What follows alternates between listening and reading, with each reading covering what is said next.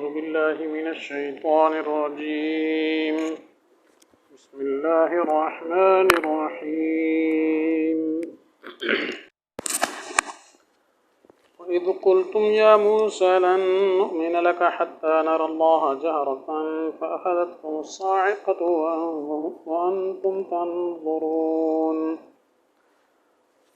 ثم بعثناكم من بعد موتكم لعلكم تشكرون صدق اللہ العظیم۔ اور جب تم نے کہا اے موسیٰ ہم ہرگز یقین نہ کریں گے تیرا حتیٰ کہ ہم دیکھ لیں اللہ تعالیٰ کو آنکھوں کے سامنے، بس آ پکڑا تم کو سخت کڑک نے حالانکہ تم دیکھ رہے تھے۔ ثم بعثناکم من بعد موتکم، پھر ہم نے تمہیں اٹھایا تمہاری موت کے بعد تاکہ تم شکر ادا کرو، احسان مانو۔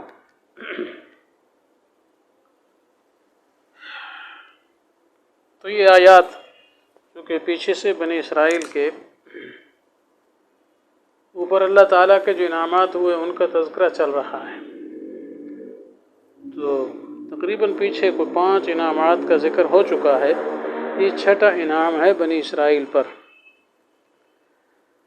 اس کا تذکرہ ہے۔ تو واقعہ کہ کچھ تفصیل یوں ہے کہ جب موسیٰ علیہ السلام اللہ تعالیٰ کی طرف سے تورات کو لے کر آئے اور لوگوں کے سامنے تورات کو پیش کیا، تو ان میں سے جو گندے قسم کے لوگ تھے، ضدی قسم کے لوگ تھے، انہوں نے تورات کو ماننے سے انکار کیا اور کہا کہ ہمیں کیا پتہ ہے آپ کہاں سے لائے ہیں، ہم تو تب مانیں گے کہ جب اللہ تعالیٰ خود کہیں کہ یہ میرا کلام ہے، یعنی کوئی خود تھرو ہم سے اللہ تعالیٰ کلام کریں پھر ہم ماننے کے لیے تیار ہو جائیں۔ اور کچھ اس میں سے ایسے ہٹ درم قسم کے لوگ کہنے لگے کہ تورات کے احکام تو بڑے مشکل ہیں، بڑے ہی مشکل ہیں، یہ تو اللہ تعالیٰ اتنے مشکل احکام کہاں اس کا حکم دے سکتے ہیں، یہ ہمیں جو ہے نا اس کے بارے میں شک و شبہ ہے، لہٰذا اللہ تعالیٰ خود کہیں گے تو ہم مانیں گے، ویسے نہیں مانتے۔ اب موسیٰ علیہ السلام کا عجیب قوم سے پالا پڑا ہے، انہوں نے کہا چلو یہ بھی تمہارا مطالبہ پورا کرتے ہیں کہ اللہ تعالیٰ کی طرف سے آواز آئے گی اور تم جو ہے سن لینا۔ تو چنانچہ موسیٰ علیہ السلام نے پھر سمجھدار قسم کے 70 آدمیوں کا انتخاب کیا، جس کا تذکرہ 9ویں پارے میں آتا ہے، واختار موسیٰ 70 رجلا لمیقاتنا۔ تو وہ 70 آدمی لے کر موسیٰ علیہ السلام کوہ طور کے پاس پہنچ گئے، وہاں اللہ تعالیٰ کی طرف سے انہوں نے سن لیا اللہ تعالیٰ کی آواز کو، اللہ تعالیٰ نے جو ان کو آواز سنانی تھی سنا دی کہ میری کتاب ہے اس کو مانو، یہ وہ۔ تو وہاں جا کر اور رنگ دکھایا انہوں نے، وہاں یہ کیا کہ وہ کہنے لگے ہمیں کیا پتہ ہے کدھر سے آواز آ رہی ہے، یہ اللہ تعالیٰ کی آواز ہے یا کسی اور کی آواز ہے، ہم کیا جانیں، تب مانیں گے حتیٰ نرى اللہ جہرۃ، جیسے اس آیت میں آ رہا ہے کہ ہم تو نہیں مانتے، ہمیں تو یقین نہیں آتا، ہاں اللہ تعالیٰ کو آنکھوں کے سامنے دیکھ لیں تب جو ہے ہم اللہ تعالیٰ کے بارے میں مانیں گے کہ واقعی یہ کتاب بھی انہی کی بھیجی، آواز بھی انہی کی، اور وہ اللہ تعالیٰ ہم خود دیکھ لیں تو پھر مانیں گے۔ یہ مطالبہ کر دیا۔ اب چونکہ یہ مطالبہ ان کا جو تھا غلط تھا، ضد اور عناد اور تعنت پر کیا ہے مبنی تھا، اس لیے یہ مطالبہ ان کا پورا نہیں کیا گیا۔ پھر ان پر جو ہے ایک صاعقہ بھیجی، صاعقہ کہتے ہیں سخت قسم کی کڑکدار گرج، جیسے آواز ہوتی نا بادل کی، سخت قسم کی گرج بھی اور بجلی بھی، تو وہ صاعقہ آیا جی، جس سے سارے برباد ہو گئے وہاں جو تھے۔ موسیٰ علیہ السلام بچے، باقی مر گئے۔ اب موسیٰ علیہ السلام پریشان ہو گئے کہ یہ کیا صورتحال بن گئی کہ اب یہ سارے مر گئے، تو اب بنی اسرائیل سے تو میں 70 آدمیوں کو انتخاب کر کے لایا ہوں، تو اب اگر میں واپس گیا تو وہ دوسرے بنی اسرائیل کہیں گے کہ موسیٰ علیہ السلام نے کسی سازش کے تحت جو ہے ان کو لے گئے اور وہاں جا کر ان کو ہلاک کر دیا، مروا دیا۔ تو الٹا قوم ہی ایسی ہے وہ مجھ کو متہم کرے گی اور کہے گی کہ یہ اس نے مروا دیا جا کر۔ اب وہ ہیں تو اس قسم کے عجیب قسم کے لوگ، جیسے مطالبات ابھی آپ نے سنے، تو وہ لوگ پھر بجائے اس کے کہ قوم کا قصور جانیں، وہ موسیٰ علیہ السلام کو قصوروار ٹھہرائیں گے۔ اس لیے موسیٰ علیہ السلام کو یہ فکر دامنگیر ہوئی، اور جس مقصد کے لیے لائے تھے کہ چلو اللہ کا آواز سن لیں گے تو یہ مان لیں گے، تو وہ تو اس مطلب کے لیے لائے تھے، لیکن معاملہ کچھ اور ہی ہو گیا، وہ تو مر گئے سارے۔ تو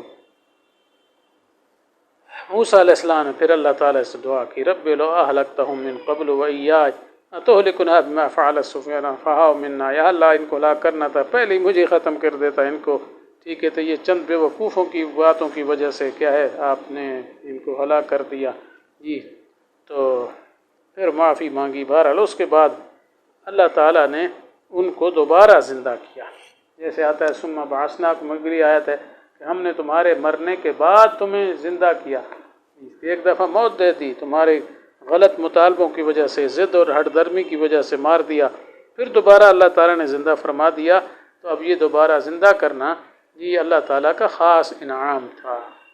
ان بنی اسرائیل کے آباء و اجداد پر موسیٰ علیہ السلام کے زمانے میں خصوصی انعام کیا کہ ان کے غلط مطالبات اور ضد اور ہٹ درمی کی بنا پر اللہ نے مار دیا، پھر موسیٰ علیہ السلام کی دعا کی برکت سے پھر اللہ تعالیٰ نے ان کو دوبارہ زندہ فرما دیا۔ تو یہ انعامات ان کے اوپر جو کیا تھا ان دو آیات میں اس کا ذکر ہے۔ تو مقصد یہ ہے کہ جب تمہارے اوپر ایسا انعام کیا گیا، اب تمہیں چاہیے کہ اللہ تعالیٰ کی باتوں کو مانو اور آخر الزمان نبی خاتم النبیین صلی اللہ علیہ وسلم پر ایمان لے آؤ جی، اور اپنے آباء و اجداد کی طرح ہٹ درمیاں نہ کرو، ورنہ تم پر بھی عذاب آ جائے گا۔ اب تو یہ حکم تو اتنا ہے، اس سے منکرین رؤیت باری تعالیٰ نے استدلال کیا ہے۔ اصل مسئلہ یہ ہے کہ اللہ تعالیٰ کا دیدار کیا ہے، ہو سکتا ہے یا نہیں؟ تو اللہ کا دیدار ممکن تو ہے، اہل سنت والجماعت کا یہی عقیدہ ہے کہ دنیا میں بھی ہو سکتا ہے اور آخرت میں بھی ہو سکتا ہے، بلکہ ہوگا، البتہ دنیا میں اس کا وقوع نہیں ہے۔ اس دنیا کے اندر اللہ تعالیٰ کا دیدار ممکن ہے لیکن ہونا نہیں ہے، ہوگا نہیں دنیا میں، یہ دیدار البتہ آخرت میں ہوگا۔